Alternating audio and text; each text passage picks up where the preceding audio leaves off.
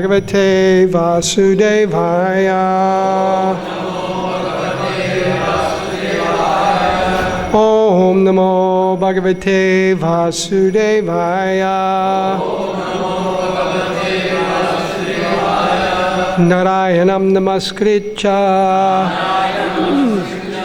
Narom Chaiva Narottamam Devim Saraswatam Vyasam Tato Jayam Virajat Nasta Prayeshu Badreshu Nityam Bhagavata Sevaya Bhavati Uttama Shloke Bhaktir Bhavati Naishtuki. So we are reading from the Srimad Bhagavatam, Canto 5, and we're beginning a new chapter. But the devotee said he wasn't informed that it's a new chapter. So we are reciting a shloka from text 19. No, we're reciting the text from 20, text number 20, which we recited yesterday. So please repeat.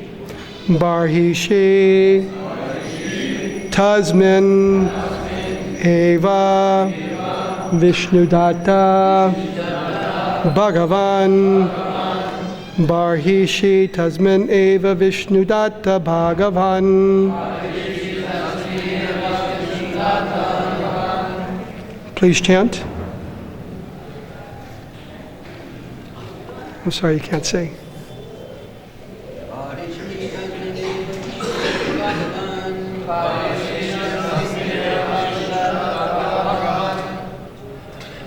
Thank you. I'm just getting the water.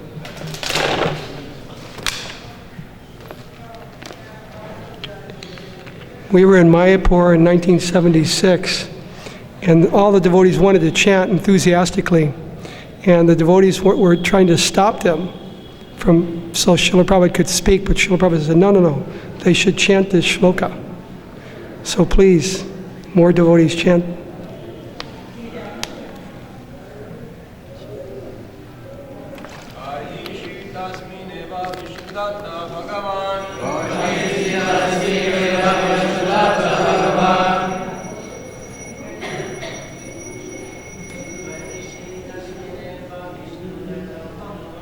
Maheshi Tasmineva Vishnudatta Bhagavan. Okay? Yeah, there's much more. There's much more to this shloka. Yeah, it's prose. Any of the Matajis would like to chant?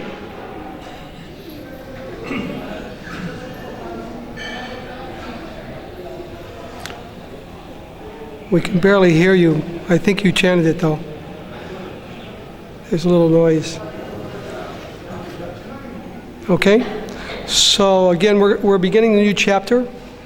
This is chapter 4, entitled The Characteristics of Rishabdev, the Supreme Personality of Godhead.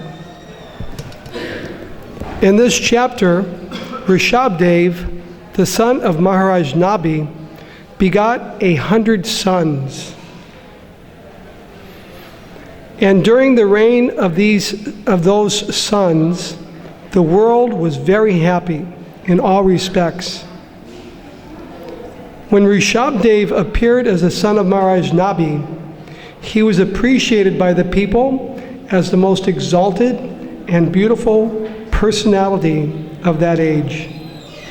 His poise, influence, strength, enthusiasm, bodily luster, and other transcendental qualities were beyond compare. The word Rishabha refers to the best, or the supreme. Due to the super excellent attributes of the son of Maharaj Nabi, the king named his son Rishabha, or the best. His influence was incomparable. Although there was a scarcity of rain, Rishabdev did not care for Indra, the king of heaven, who is in charge of supplying rain. Through his own potency, Rishabdev sumptuously covered Ajanaba with ample rain. Upon receiving Rishabdev, who is the Supreme Personality of Godhead, as his son, King Nabi began to raise him very carefully. After that, he entrusted the ruling power to him, and retiring from family life, lived at Badarik Ashram, completely engaged in the worship of Vasudeva, the Supreme Lord. To follow social customs, Lord Rishabdev, for a while, became a student in the Gurukul. And after returning, he followed the orders of his guru and accepted a wife named Jayanti, who had been given to him by the King of Heaven, Indra. He begot 100 sons in the womb of Jayanti. Of these 100 sons, the eldest was known as Bharat. Since the reign of Maharaj Bharat, this planet has been called Bharatavarsh. Rishabdev's other sons were headed by Kushavarta, Ilavarta, Brahmavarta, Malaya, Ketu, Bhadrasen, Indrasprik, Vidarbha, and Kikat. There were also other sons named Kavi, Havi, Antariksha, Prabhuda, Pipalayan, Avirhotra, Drumil, Chamas, and Karan Bhajan. Instead of ruling the kingdom, these 9 became mendicant preachers of Krishna consciousness, following the religious precepts of the Bhagavatam. Their characteristics and activities are described in the 11th canto of the Srimad Bhagavatam during the talks between Vasudeva and Narad at Kurukshetra. To teach the general populace, King Rishabdev performed many sacrifices and taught his sons how to rule the citizens. So that was Srila Prabhupada's introduction to this chapter. So we'll read the first text. Shri Shuka Uvacha. Probably can't repeat it, it's prose, but we can do the word for word.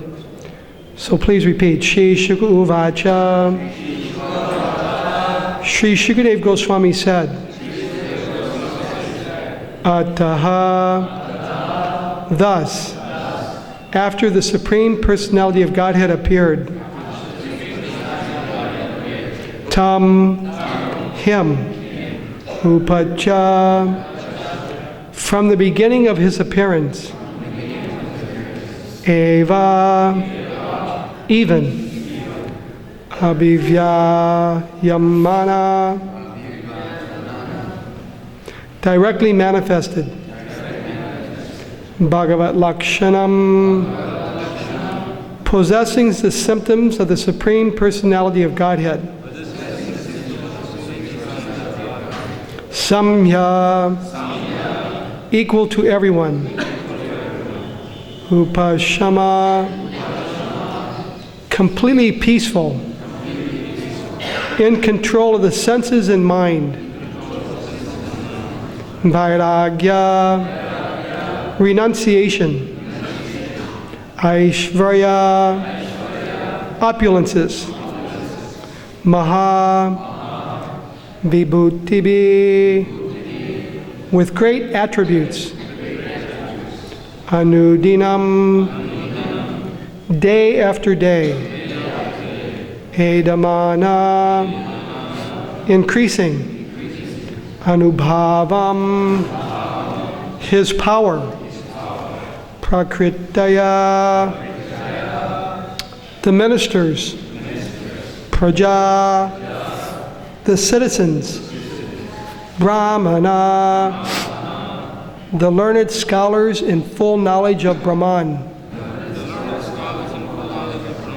Devata, the demigods, Cha, and Avanitala, the surface of the globe, Samavanaya, to rule, Atitaram, greatly, Jagridu, desired. Translation and purport by His Divine Grace, A.C. Bhaktivedanta Swami, Srila Prabhupada Ki Jai. Sri Shukadeva Goswami said, as soon as the Lord was born as the son of Maharaj Nabi, he manifested symptoms of the Supreme Lord, such as the marks on the bottom of his feet, the flag, thunderbolt, etc. This son was equal to everyone and very peaceful. He could control his senses and his mind, and possessing all opulence, he did not hanker for material enjoyment.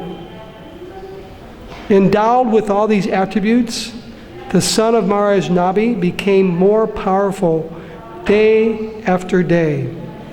Due to this, the citizens, learned brahmanas, demigods, and ministers wanted Rishabdev to be appointed ruler of this earth. Please repeat. Sri Shukadeva Goswami said, as soon as the Lord was born as the son of Maharaj Nabi, he manifested symptoms of the Supreme Lord, such as marks on the bottom of his feet, the flag, thunderbolt, etc. This son was equal to everyone and very peaceful. He could control his senses and mind, and possessing all opulence, he did not hanker for material enjoyment. Endowed with all these attributes, the son of Maharaj Nabi became more powerful day after day. Due to this, the citizens, learned brahmanas, demigods, and ministers wanted Rishabdev to be appointed ruler of the earth. Purport. In these days of cheap incarnations, it is very interesting to note the bodily symptoms found in an incarnation. From the very beginning of his birth, it was observed that Rishabdev's feet were marked with the transcendental signs of flag, thunderbolt, lotus flower, etc.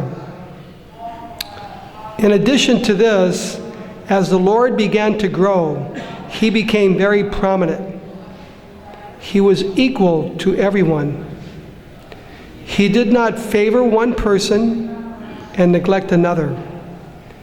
An incarnation of God must have the 6 opulences: wealth, strength, knowledge, beauty, fame, and renunciation. It is said that although Rishabdev was endowed with all opulences and therefore liked by everyone, I'm sorry, I skipped a line. Let me read that last sentence. It is said that although Rishabdev was endowed with all opulences, he was not at all attached to material enjoyment. He was self-controlled and therefore liked by everyone. Due to his super excellent qualities, everyone wanted him to rule the earth. An incarnation of God has to be accepted by experienced people and by the symptoms described in the Shastras. An incarnation is not accepted simply by the adulation of foolish people. Thus in Srila Prabhupada's purport, Srila Prabhupada ki jai. Ome Gyana Tamarandasya Gyananjana Shalakaya Chakshul Unmiritam Jena Tasmai Shri Gurave Namaha. Shri Chaitanya Manobhistam Stapitam Jena Bhutale Swayam Rupa Kadamayam Dadati Swapadantikam Vandeham Shri Guru Shri Uta Parakamalam Shri Gurum Vaishnavam Shcha Shri Rupam Sagarajatam Sahagana Raghunatam Vitam Tam Sajivam Sadvaitam Savadutam Parijana Sahitam Krishna Chaitanya Devam Shri Radha Krishna Padan Sahagana Lalita Shri Vishakam Vitamscha. Hey Krishna Karuna Sindhu Dinabandhu Jagatpate Gopesha Gopika Kanta Radha Kanta Namostute Tapta Kanchana Gaurangi Radhe Vrindavaneshwari Vrishabhanu Sute Devi Pranamami Hare Priye Vanchakapa Dribhyascha Kripa Sindhu Bhyevacha Patitanam Pavanebhyo Vaishnavebhyo Namo Namaha. Jai Shri Krishna Chaitanya Prabhu Nityananda Shri Advaita Gadadhar Shivasari Gaura Bhakta Vrinda. Hare Krishna Krishna Krishna Hare Hare Hare Rama Rama Rama Hare Hare. So this class is already a success. We chanted Hare Krishna. So Srila Prabhupada gave us the formula for class. He said that we should preach in such a way that we understand we're not this body. He gave this formula because many devotees say, I don't know what to say. And it's like that, practically speaking, I think, every time someone gives class. Well, what will I say on this verse? But anyway, in general, we instruct that we're not this body. We're spirit soul. And our constitutional position is to serve Krishna. And this material world is not our home. This is the general formula Srila Prabhupada gave for giving the discourse. And we see that Maharaj Rishabhdev, he manifested these symptoms. So first of all, it explains here that he had all the markings of the Supreme Personality of Godhead. It is not by whim that someone declares themselves to be God. It's very popular these days in the West to think that one can concoct their spiritual idea.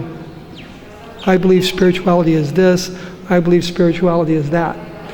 And therefore, especially in California and Los Angeles, Buddhism is very, very popular.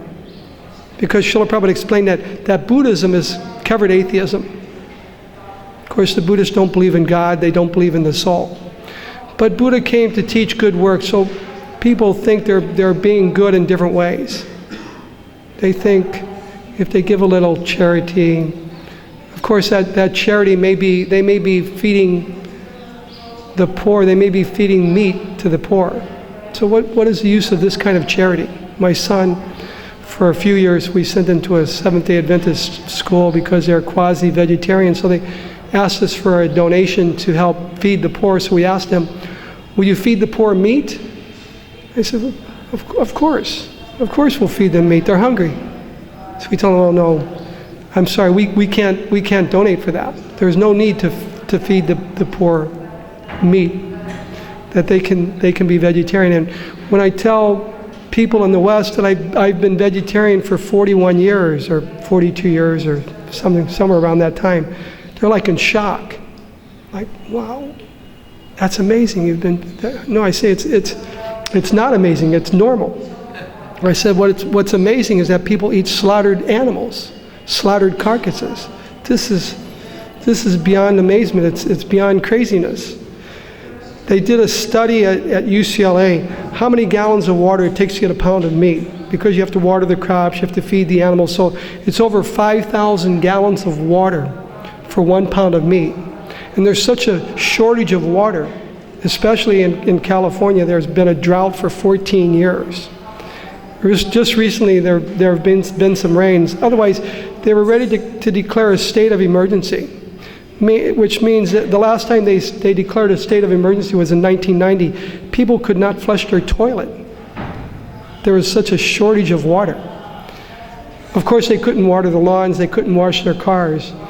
But they don't understand that by performance of yagya, these things are automatically supplied. Saha yagya prajashisha purovacha prajapati anena prasavishadam eshavos tukamadu. Krishna explains that in the beginning of creation, he sent forth generations of men and demigods and blessed them by saying, "Be thou happy by the performance of yagya, because by this performance it will bestow upon you all desirable things." All desirable things. Srila Prabhupada made a promise to us that if we preached on behalf of Krishna, this is how he explained it. If we preached on behalf of Krishna, we would never know any shortage in our life. I'm not sure about all the devotees here, but it seems as though everyone looks pretty well fed, well clothed. I know my personal experience is that Krishna has supplied me so much.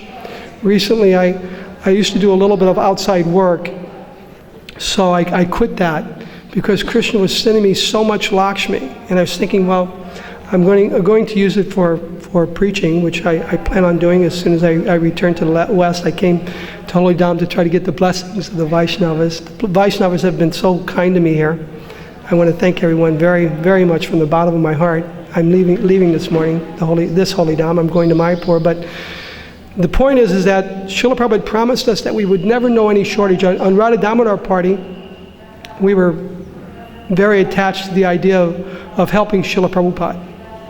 Now, what motivated us to dedicate our life in this way?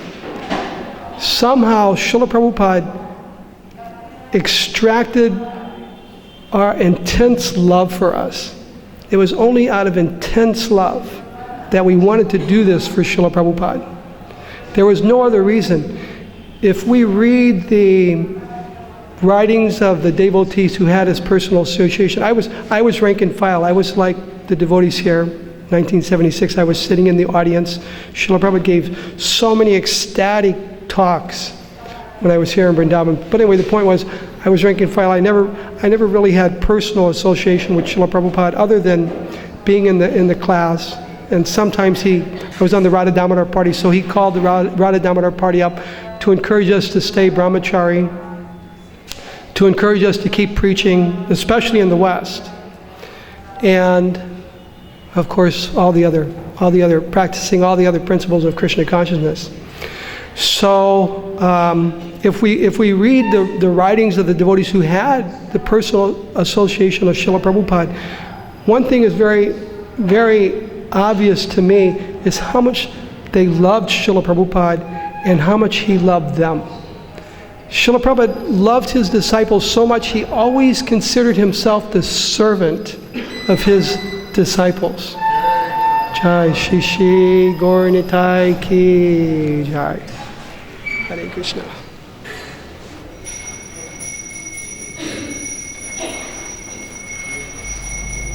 Shri Shri Krishna Balaram Ji Ki Jai. Shri Shri Radha Shamasundara Ki Jai. So Srila Prabhupada knew that art of how to bring that atmosphere of love into Krishna consciousness. Because after all, we're practicing bhakti yoga. We're practicing bhakti yoga, which is the yoga of love of Krishna. So how do we come to that platform? Of course, hearing and chanting is watering the seed of devotional service. But also we have to engage in intense devotional service. Just like we're hearing about Maharaj Nabi, he had a desire. He had a desire to have a son. So, akama sarvakama va moksha kama udaradi tivrena bhakti yogena. Tivrena bhakti yogena. Very intense devotional service. Very intense devotional service. Yajeta purusham param. If we want to, whatever desires that we have in life, ultimately, hopefully, everyone that's sitting here, we all have the desire to go back home, back to Godhead. That is the ultimate goal. That is our ultimate desire. We want to go back home, back to Godhead. So Srila Prabhupada gave that formula. And if we want to be successful in that execution, we must engage in this intense devotional service. Tivrena Bhakti Yogena. Sometimes devotees feel like, well, the authorities are very greedy. But in reality, the fact is that the material world is very greedy. It is very contaminating, this material world. Srila Bhaktisiddhanta used to explain, it is no fit place for a gentleman. This material world is a very dirty place. So if we want to remain unaffected, just like Maharaj Rishabdev, it's explained that he had full opulence, but he was not bewildered by that opulence. So if we also want to remain unaffected by whatever so-called opulence, Srila Prabhupada would call the opulence in this material world phantasmagoria. He was very fond of using this word phantasmagoria, because what is the opulence of this material world? Just like if someone were to walk up to you and say, I'm a very generous person, I'm going to give you $1 million, but I'm going to take it away in 1 minute. I'm going to take it back in just 1 minute. He would say, what's the use of that? What's the benefit? What's the benefit? So in the same way, whatever we get within this material world, how long can we hold on to it? How long can we keep it? One time Srila Prabhupada was asked, why are there so many young people in your society? So Prabhupada's reply was, why are there so many young people in the schools? No, so the reporter said, well, that's the age of learning. So Prabhupada said, yes, same thing. Kaumara acharat pragyo. We must begin this process from very early in life. So, in that way, I was trying to make a point about renunciation. What do we have? How temporal. Okay, so young people go to school. That was the point. And similarly, young people were joining Krishna consciousness. So then the reporter said to Srila Prabhupada, but isn't this type of life meant for when you get older? Prabhupada immediately challenged him, what do you mean by old age? So the reporter says, well, older, you're getting ready to die. Prabhupada said, who's not ready? Who's not near death? We don't know when we can leave our body. It could be any time. Could be any time. There's no notice given for the time of death. Just within the last week or 10 days, we had 2 members of our Los Angeles community leave their bodies. One person was totally fine just 2 months ago. He had a pain in his side. He went to the hospital. They told him it was gas. So then they sent him home. The pain kept going on for another day, another 2 days, whatever. He couldn't sleep. He went back to the hospital, pancreatic cancer. You will leave your body within 6 months. He didn't even last 2 months. So he went from perfect health to finish. So similarly, all of us, death will not give us any notice. Not give us any notice. It could be at any time. Prabhupada explained to us, we're all flying our own airplane. When we're in the high in the sky, and if the airplane's having some problem, there's no one that can help us. So at the time of death, of course the devotees will chant and try to help us remember Krishna. But we have to develop this Krishna consciousness now. Srila Prabhupada very much encourages us that don't take advantage. Don't take advantage that, well, we've chanted Hare Krishna and therefore there's so much benefit and I can be now lackadaisical in my Krishna consciousness. No, we have to engage in intense devotional service. And the temple president is now smiling. Yes, I like that. I mean, we're encouraging intense devotional service, but that's the matter of the fact. It is not that the temple managers are greedy, but the fact is that, just like Prabhupada said, our hearts are like coal. They're like coal. If anyone has the experience of trying to wash coal, practically almost an impossible task to wash coal. How can you wash coal? So our hearts are just like that. Our hearts are very, very, very dirty. So in order to cleanse the heart, we have to keep pouring in the nectar of Krishna consciousness, pouring in the milk to wash out the black ink that's within our hearts. Mam chayo vyabhicharena bhakti yogena sevate sagunan samiti chaitan brahma bhuyaya kalpate. So practically speaking, we should try never to fall down in this Krishna consciousness. So anyway, in this way, Srila Prabhupada encouraged us. Now, the most intense devotional service is preaching. And as we know, this is Srila Prabhupada's heart and soul. Somehow, Srila Prabhupada was very comfortable here in the Holy Dham. Practically speaking, he had every reason to stay here. He had no reason to leave. But he had the order of his spiritual master, and that was burning within his heart. That was burning within his heart to go and preach this message of Krishna consciousness. So similarly, we have to take up the same mood of wanting to preach Krishna consciousness, whether it's here in the Holy Dham, whether it's right here within the temple, or if it's Nam Hatta programs, or many of you are going back to your countries after this festival. So whatever the case may be, somehow or other we have to have this mood of preaching Krishna consciousness. Everyone, as we said in the beginning of the class, everyone's identity is the spirit soul. And unless someone is wearing tilak, unless someone is chanting Japamala, you need to preach to them. We shouldn't think, well, this person looks like he won't be interested. We shouldn't. When Lord Chaitanya distributed the fruits of love of Godhead, he did not consider who was a fit candidate, nor who was not, or who was in need or who was not. Prabhupada was once asked about helping the poor people. What is ISKCON doing? Are we planning to open up hospitals? Are we planning to open up schools? Prabhupada said, poor people? Everyone in this material world, everyone is poor people. Everyone.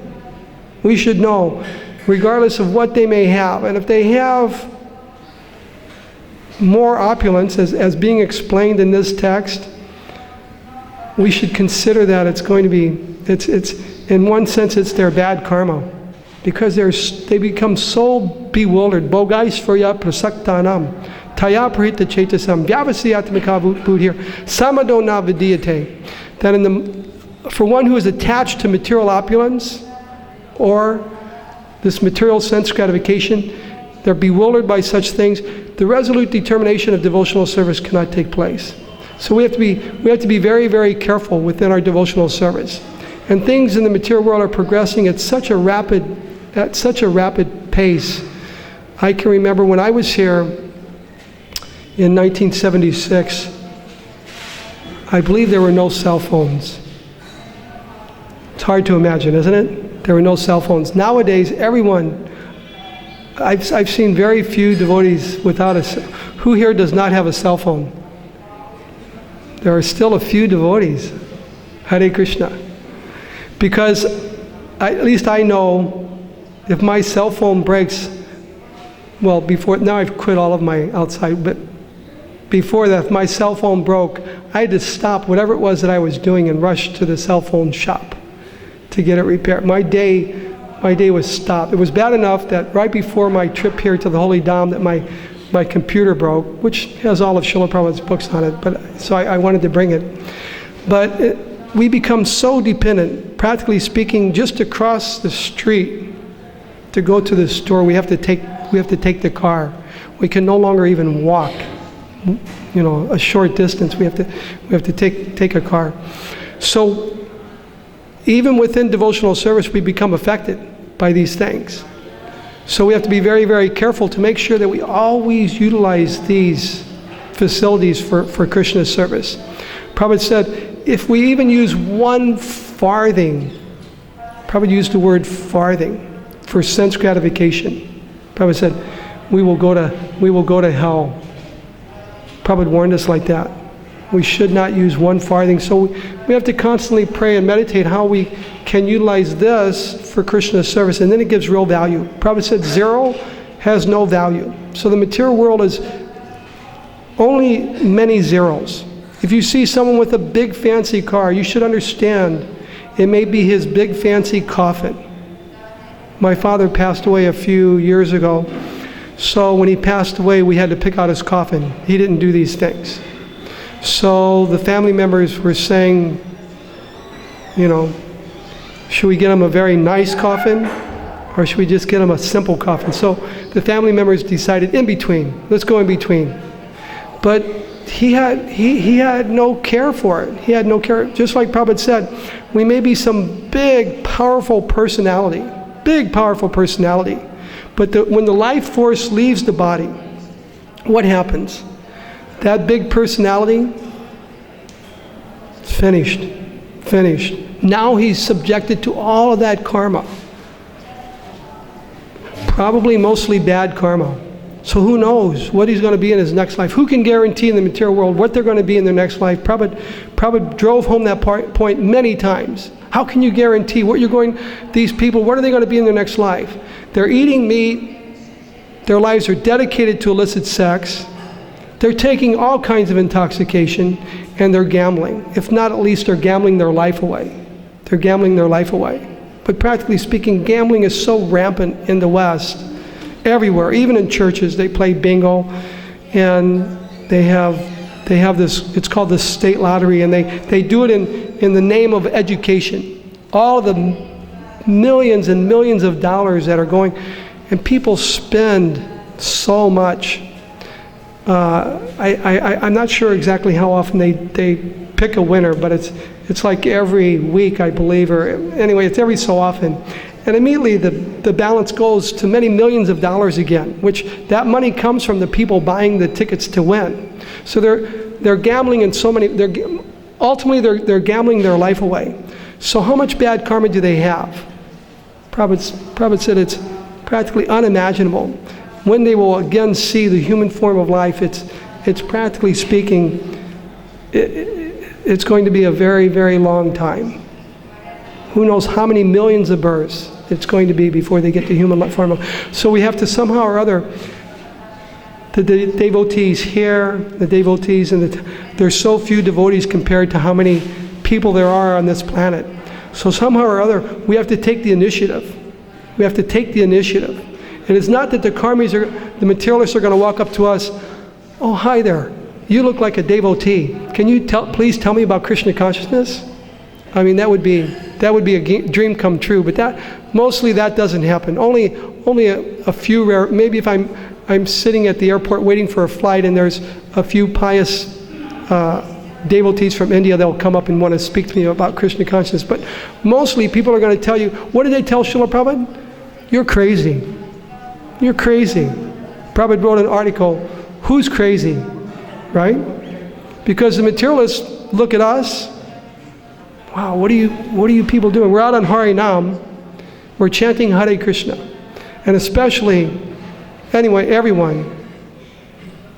And also, I was going to say, especially the Christians. Like, you people are crazy. So I tell them, well, we're singing the names of God. This is what you're supposed to be doing. But they look at us. Some people look at us like, wow, what is this? What's going on? Well, we're singing the names of God. Wow. I never heard of that before. But it's in their writings. Actually, I tell them, well, in Psalms it says you should glorify God's name from the rising of the sun to the setting of the same with cymbals and drums and bugles, trumpets. It says this right in their scriptures. So it shouldn't be a foreign thing to them, but somehow or other they're seeing it as like, you people are crazy. So therefore, Srila Prabhupada wrote that article, Who's Crazy? And so many other excuses they give. Another excuse, I have no time. I have no time. Just like we see in the West, long traffic jams. Somehow or other, here there's traffic jams, but they move. But in the West, you could be sitting for hours. It could be even more. You could be sitting in one place for hours. But if someone cuts them off, they become so angry because they think they're in such a hurry, but they want to stop and fight. And they'll put each other in the hospital for who knows how long, maybe a month. So they're in such a hurry. They're in such a, rush, but they'll stop and fight. They have no time. Srila Prabhupada wanted to, he would tell them, show them the Krishna conscious pamphlet that he would write. They would tell Srila Prabhupada, oh, we have no time. We have no time. They think they have no time, but they could drop dead in just a few minutes. When I first was becoming introduced to Krishna consciousness, the devotees, one of the things that very impressed me very much, the devotees told me, if you died today, do you think this world would stop? Because I told them, I have so many important things to do. I have a college scholarship. I have this and that, a car, a job. They said, well, if you died, would things stop? Things would continue, and things are going to continue, unfortunately. Unfortunately, in a very bad karma way, things are going to continue. So if there's any chance, just like one devotee was sitting with me, we were thinking, gosh, when we were young, there were no vegetarian, at least in the West, there were no vegetarian restaurants. When I first became vegetarian, people thought I would be dead by now. They used to try to sneak meat into my food. You got to eat some meat, you're going to die. So now there's so many vegetarian restaurants. We should give credit to the Krishna consciousness movement. Similarly, the words karma, the word guru, the word avatar. There's so many mantra, the word mantra. Of course, they use them in a materialistic way. But at least there's some introduction. There's some introduction of Krishna consciousness. They're encouraging more to be, of course, Prabhupada introduced the word Krishnatarian. We're not just vegetarian, we're Krishnatarian. So in this way, there actually is advancement in Krishna consciousness. And another proof is that everyone that's sitting here now, there's only a few faces that were here. Everyone else is new. So somehow or other, there are souls that are just waiting to hear this Krishna consciousness. Just like if you have a dry sponge and you get it near water, it just soaks up the water. So in the same way, there are souls that are just waiting to hear this Krishna consciousness movement, and you can take the credit. We can take the credit, because this is what Krishna wants, this is what Lord Chaitanya wants, this is what Srila Prabhupada wants. That we go out and present this Krishna consciousness, and we don't know what will be the result. When Srila Prabhupada first went to the West, if you read his biography, so he was so penniless at the age of 70. I know that whenever I travel, I have to make sure, I've got my credit cards, I've got sufficient Lakshmi, I've got this, I've got that. Prabhupada came to the West penniless, didn't know anyone, came in the winter.